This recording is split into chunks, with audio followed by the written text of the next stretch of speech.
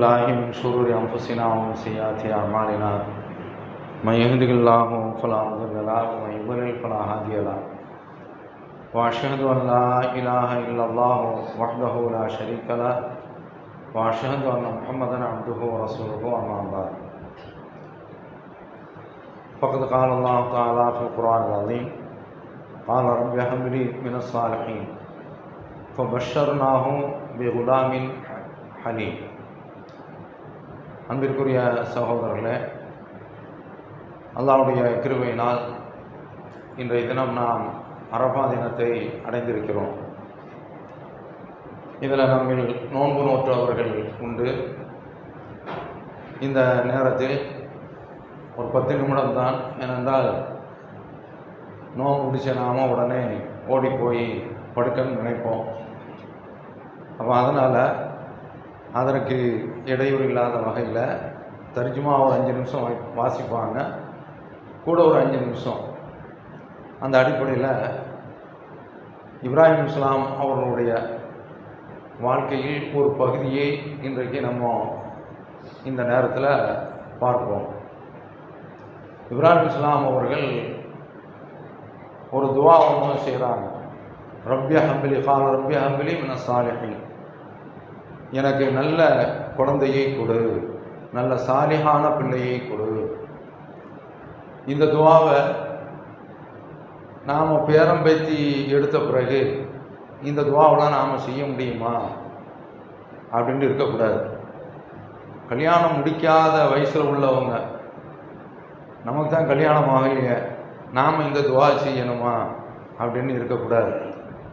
எல்லா கட்டத்திலேயும் இந்த துவாவை செய்து கொண்டே இருக்க வேண்டும். இதற்கு காரணம் என்னவென்றால், நாம் நம்முடைய பிள்ளைகள் அவங்க எப்போதுமே சாலியாக பிறந்த பிள்ளைகள், வளரக்கூடிய பிள்ளைகள், அந்த பிள்ளைகளும் சாலியாக ஆகுவதற்கு இந்த துவா ஒரு பொருத்தமான துவாவாகும். கேட்குறாங்க இறைவனிடத்தில், ரப்பி ஹப்லி மின சாலிஹீன். இந்த குழந்தை அவர்களுக்கு கிடைத்தது எப்போது என்று பார்த்தால், வயதான காலத்தில் தான் அவங்க கிடைக்குது. அதை இன்னொரு இடத்துல அவங்க குறிப்பிட்டு காட்டுறாங்க. அல்ஹம்துலில்லாஹில்லதி வஹபலி அலல் கிபர் இஸ்மாயில், வயதான காலத்தில் எனக்கு இஸ்மாயிலை கொடுத்தானே அவனுக்கு எல்லா புகழும் அப்படின்னு சொல்கிறாங்க. அப்போ என்னன்னு கேட்டால், அவங்களுக்கு இந்த குழந்தை கிடைத்தது வயதான காலத்தில். அவன் துவாவில் அவங்க தளரலை. இதில் ஒரு ஏகத்துவ பிரச்சாரத்தில் அவங்க இருந்துக்கிட்டு இருக்கிறாங்க. மக்கள் என்ன செய்வாங்கன்னா பார்ப்பாங்க, இவர் அல்லாட்ட தான் கேளு, அல்லாட்ட தான் கேளு என்று சொல்கிறார், அவனை மட்டும்தான் வணங்க வேண்டும் என்று சொல்கிறார், இவருக்கு பிள்ளை இருக்கா பாரு என்ற மாதிரியான பார்வையெல்லாம் கண்டிப்பாக சமுதாயத்தில் ஏற்பட்டிருக்கும். ஏனென்றால் ஒரு அழைப்பாளன் என்று சொன்னால் அவனை அக்குவேராக ஆணிவராக அலசி பார்க்கக்கூடிய நிலையில் தான் சமுதாயம் இருக்கிறார். எல்லா வகையிலையும் துருவி துருவி அவங்களுடைய வாழ்க்கை என்ன என்று பார்க்கக்கூடிய வகையில் மக்கள் இருக்கின்றார்கள். அப்படிலாம் பார்த்துருப்பாங்க. ஆனால் அதற்கெல்லாம் அவர்கள் தயங்கவில்லை. அவங்களுடைய பிரச்சாரத்தில் உறுதியாக இருந்திருக்காங்க, நின்றிருக்கிறாங்க. நெருப்பு குண்டத்தில் தூக்கி எறியப்படுறாங்க. அப்படிப்பட்ட அந்த சோதனைகள் எல்லாம் அவர்கள் சந்தித்திருக்கின்றார்கள். ஆனால் அந்த பிரச்சாரத்தை அவர்கள் நிறுத்தவில்லை.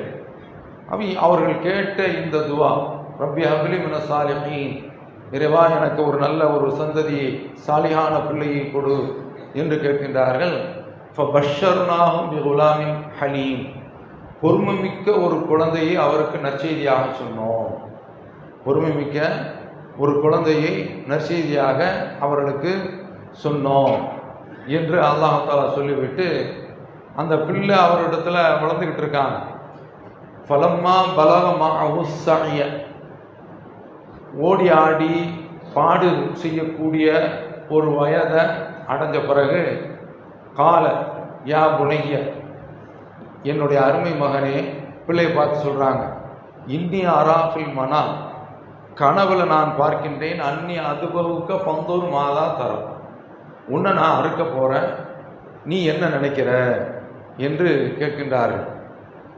அப்போ இந்த நிலையில் நபிமார்களுடைய கனவு இருக்கின்றது வஹீனுடைய தொடர்புல உள்ளது, வஹீனுடைய தொடர்புல உள்ளது. அப்போ அவங்க சொல்கிறாங்க, கால யா அபத்தி ஃபால் மா தும்மர், என் அருமை தந்தையே, உங்களுக்கு என்ன கட்டளையிடப்பட்டிருக்கின்றதோ அதை நீங்கள் செய்யுங்கள். சதஜிதுனி இன்ஷா அல்லாஹு மின சாபிரி, அல்லாஹ் நாடினால், அந்த வார்த்தையை பாருங்கள், அல்லாஹ் நாடினால் என்னை நீங்கள் பொறுமையாளராக காண்பீர்கள் என்று சொல்கிறாங்க. அப்படி சொன்ன உடனே பலம்மா அஸ்லமா, அந்த 2 பேருமே கட்டுப்பட்டான். தகப்பனும் கட்டுப்படுறான், மகனும் கட்டுப்படுறான். என்னைய கடைசி காலத்தில் பெற்றுட்டு ஒரு செல்ல பிள்ளையா என்னை வளர்த்துட்டு இப்படி கொண்டு போய் அறுக்கிறியே என்று தந்தையை பார்த்து கேட்கல. ஓ தல்லவும் லில் ஜமீன், அப்படியே படுக்கையில் போட்டு கிடத்தியாச்சு. அவன் அந்த நேரத்தில் அல்லாஹ் தஆலா சொல்கிறான், 2 பேருமே கட்டுப்பட்டாங்க, இணங்கிட்டாங்க, அவங்கள கடத்தியாச்சு. இதில் சமுதாயத்தில் ஒரு கதையும் சொல்லுவாங்க, போகிற போக்கில் அதையும் பார்த்துக்கிறோம்ல.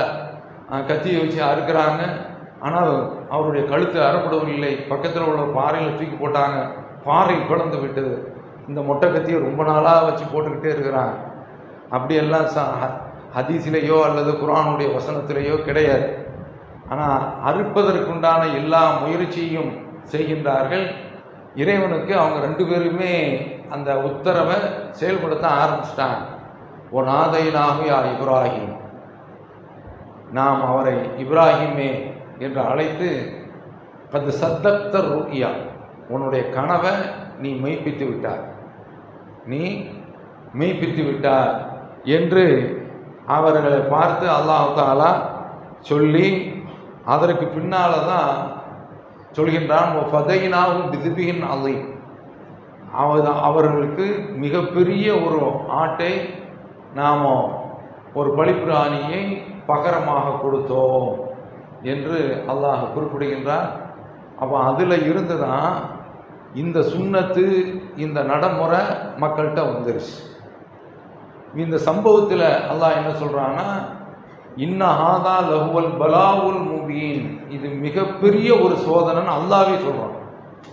எப்படி இருக்கும்? பிள்ளையை அறுத்து கொலையிடுறது அப்படிங்கிறது சாதாரணமான ஒரு விஷயமா?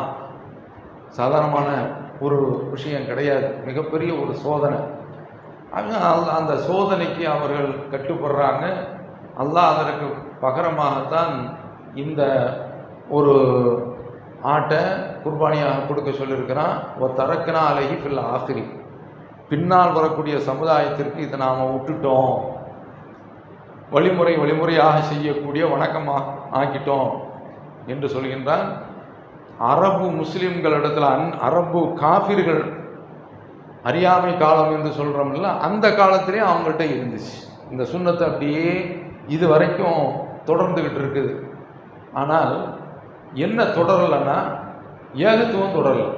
இந்த 2 பேருடைய அந்த நினைவு எதை கொண்டு வரணும், அவங்க 2 பேரும் அல்லாஹ்வை மட்டும்தான் வணங்கினார்கள் என்ற சிந்தனை அவர்களுக்கு வருவதற்கு பதிலாக கண்ட தெய்வங்களா அன்றைய அரபு மக்கள் வணங்கினாங்க. இன்றைக்கு நம்ம மக்கள் அங்கங்கு இருக்கக்கூடிய குல தெய்வங்களை வணங்கிட்டு இருக்காங்க. குலதெய்வம் என்று சொன்னால் ஒவ்வொரு குடும்பத்தாருக்கும் ஒரு அவுளியா இருக்கிறாங்க. இப்போ என்னுடைய குடும்பம் இருக்க கடைநூலில் மசூது நாயகம், எங்களுடைய குடும்பத்தில் அவங்களுக்காண்டி கடைப்பள்ளியில் கொடிலாம் எடுத்திருக்காங்க. எங்கள் வீட்டில் அந்த மரம்லாம் வெட்டி சாய்ச்சிட்டாங்க. கடைப்பள்ளியில் நினைவு சின்னமாக வச்சுருக்காங்க. ரூபாவுடைய குடும்பம் கொடி ஏற்றின மரம் அப்படின்னு சொல்கிறதுக்கெலாம் இன்றைக்கு ஒன்றும் இல்லை. அப்படி மார்க்கத்தில் கிடையாது, கிண்டலுக்காக வேண்டி அதை சொல்கிறேன். அவங்க என்ன கேட்டால், அந்த மாதிரி அவங்க என்ன சொல்கிறாங்களோ அதுதான் கேட்பாங்க. அவங்க என்ன சொல்கிறாங்களோ அதுதான் கேட்பாங்க. அப்படி கேட்கக்கூடிய ஒரு நிலையில் இன்றைக்கு ஆயிட்டாங்க. அவங்க என்ன சொன்னாங்களோ அதுதான் வேத வாக்கு. இப்போ அவங்க ஏதாவது ஒரு முஹிதீன் நீங்கள் கூப்பிடுங்க அப்படின்னு சொன்னால் அதை அப்படியே பின்பற்றிக்கிட்டு இருப்பாங்க. அந்த மாதிரியான ஒரு நிலையில் இருக்கக்கூடாது.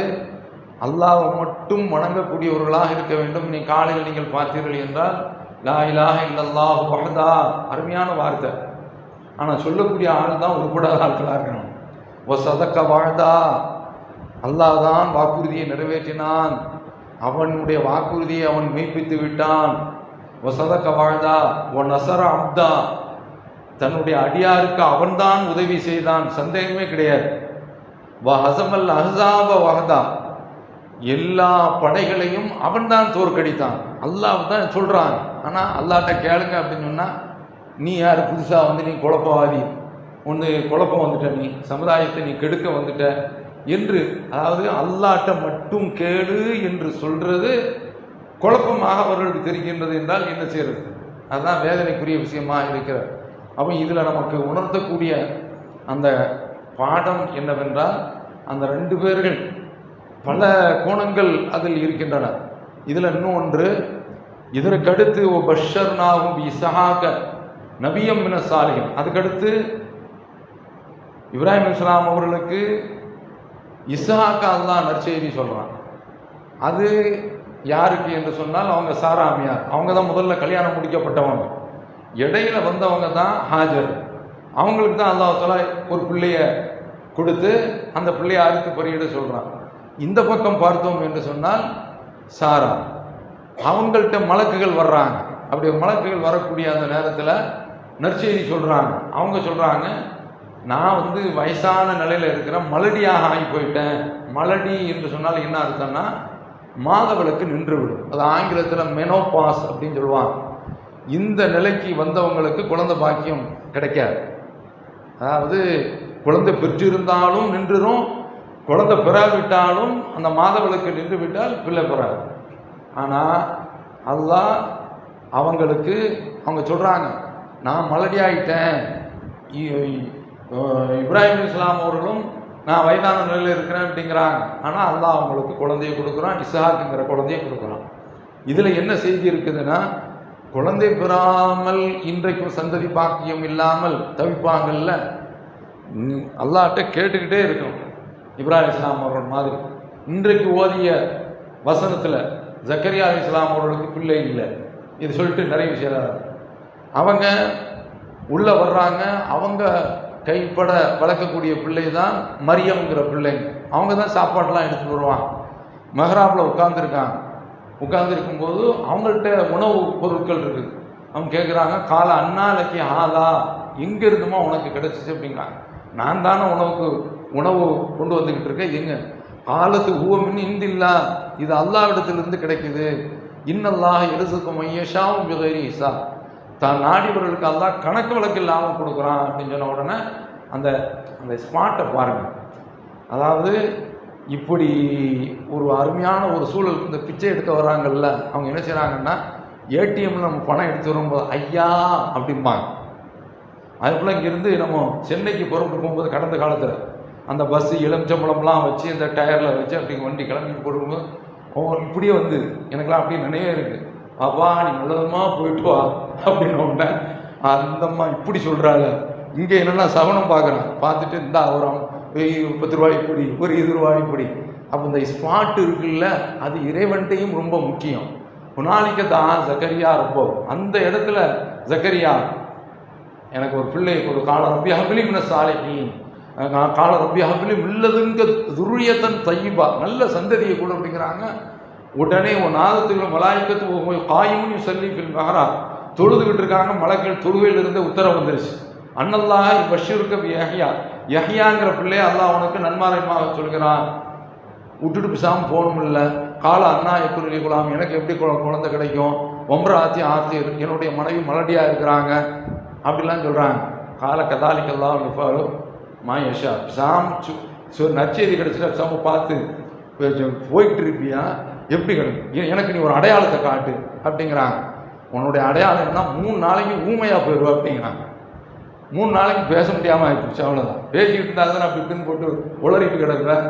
3 நாளைக்கு பேச மாட்டேன், அதுதான் உனக்குள்ள அடையாளம். நான் யஹ்யாங்கிற குழந்தைய அல்லாஹ் அவர்களுக்கு கொடுக்குறான். அப்படி அவங்களுடைய சம்பவத்தில் பல படிப்பினைகள் இருக்கின்றன, பாடங்கள் இருக்கின்றன. எல்லாமே ஏகத்துவத்தை, ஓர் இறைவனை வணங்குவதை மையமாக கொண்டது. அதற்கு தான் இந்த வணக்கத்தெல்லாம் வச்சுருக்காங்க.